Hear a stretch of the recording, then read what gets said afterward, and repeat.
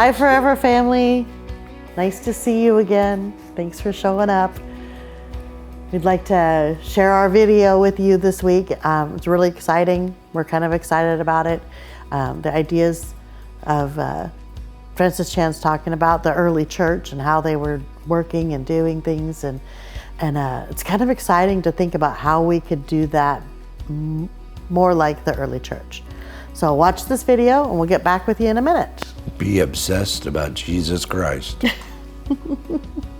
See you in a minute. When I was writing Crazy Love, it actually started with a different title. We had a working title of Obsessed with Jesus in a Lukewarm Church.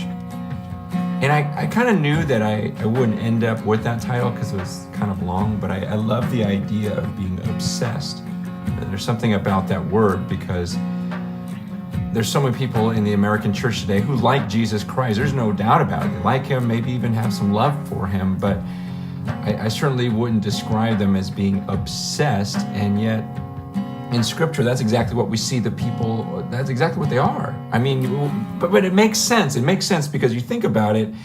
If this group of people really saw a man die and then rise from the grave, it makes absolute sense that once they saw that, they would say, okay, nothing else matters. I really don't care about my house. Look, here, you can have it. You can, because I know there's something far greater than what's going on this earth. And so I think that's why they started selling their possessions, caring for one another, going, man, I don't care about things on this earth. All I care about is I got to make sure all of my friends know. I got to make sure other people know, because I am sure now that there's life after death.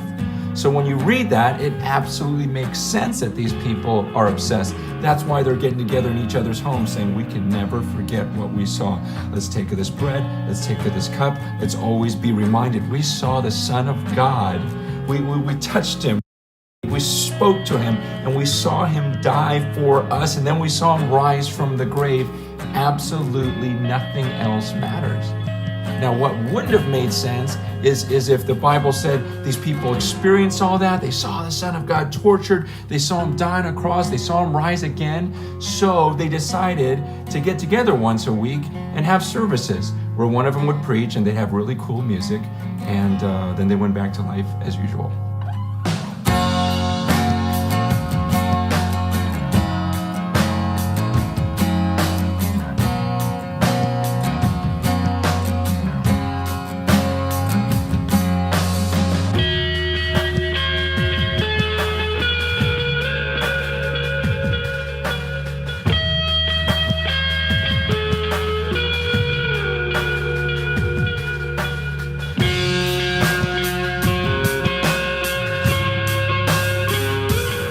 A lot of times when we read that passage in Acts and we hear about the first church, I know at least I did, I thought, man, that would have been so fun to be a part of a movement like that. So exciting, I should say, because people are selling everything, giving everything away. But I think in the back of our minds, we think, well, that really can't happen in our culture.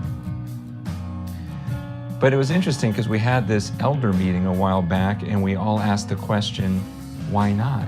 I mean, why wouldn't we do it? I mean, since when does the culture dictate the way we live? Shouldn't we try to live biblically? And as we looked at that passage more, we said, you know what?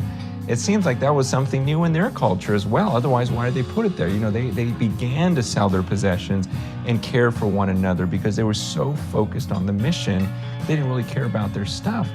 And we started thinking, you know, that's the way we ought to be. And it was the coolest time because the elders started saying to one another, wait, then why do I have life insurance? If you guys will take care of me, I don't have to worry about that. And we started looking at one another and saying, look, you know what, if anything happens to you, I would take care of your kids as though they were my own. My money's your money. This is the way we ought to live. We're more about this mission than we are about protecting our own stuff. And it was so cool because these guys would look me in the eyes and they would say, listen, if anything ever happened to you, I promise you that I would take care of your family. And I trusted them because by looking at their lives, I could tell, you know what, these guys are serious about God. they would not back off of that commitment. And so we started kind of relinquishing all of our possessions. I mean, honestly saying to each other, you know what, my car's your car, my bank account's your bank account. You know, we really are family. This really is a spiritual family here. And I don't use this word a whole lot, but it truly was awesome. I mean, there was something about that time where I walked away that night going, wow, that felt so biblical. That actually felt like Christianity. So the reason they were excited was because somebody that we know very close and dear was dead and came back to life, right? Right? Mm-hmm. And then they were so excited about it that they decided they believed. They were in such a relationship and obsessed about Jesus. So they were so obsessed about Jesus. So excited is not a good word. Obsessed is. That they gave everything to help those around them, whether it be with the church learn or the needy, about the same excitement. In order to share that excitement and obsessiveness. Wait a minute. Excitement or obsessiveness? Both. Oh, both. Both. Now you're changing the story. But try to put yourself in those shoes. I am in those shoes. That this man that you've walked with for the last 10 years or 5 years or whatever died and then came back to life and lived through another 40 days, and then you watched him ascend to heaven. I would be excitedly obsessed with this. So you're saying that we should have that same obsession today as they did back then? Yes, we should. So we should sell all of our things and give to the needy and tell them about our obsession with this man. We should hold loosely everything that we have so that God can use it, and to use it for God, for God's glory. Okay. I don't think that everyone should have to. I don't think that in today's day and age anyone could sell everything they own. Well, I guess they could, but it would be really tough because we have churches that are full of people who are not as committed as should be. So they're not so obsessed? They're not obsessed. And then if they're not obsessed and you sell all your stuff to take care of your neighbors and your church, and you don't have anything, you're expecting those same neighbors and church to help take care of you, because it was a reciprocal. The early church was a reciprocal process. You gave, they gave, everyone gave, everyone got. Well, didn't he say my car was your car and my Yes. money was your money? Yes. And my house was your house. Yes. And my church was your church, and my food was your food, and my refrigerator was your refrigerator, Mm-hmm. right? Mm-hmm. So we actually can do it in these days, except we just have to get obsessed about God.